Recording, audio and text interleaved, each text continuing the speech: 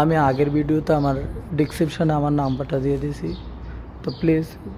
সবার যদি কারো যদি আমার জন্য একটু পরিমাণে মায়া ভালোবাসা থাকে বা ভালোবাসা কথা শুনে হয়ে থাকে, ঠিক আছে, তাহলে সবাই আমার সাথে আমার জন্য একটু করবেন,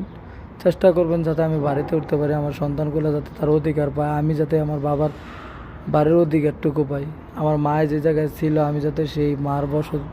বাড়িটা আমি ধরে রাখতে পারি, আমার মার কবরটা আমি যাতে দেখতে পারি, আমার বোনগুলোরও যাতে একটু দেখতে পারি, সেই ব্যবস্থা সবাই করে দেবেন। আপনাদের কাছে আমার একটাই অনুরোধ, আমি আর আপনার কাছে কিছু চাই না, টাকা পয়সা আমি চাই না, আমার বাবা আমার টাকা দেখ, পয়সা দেখ,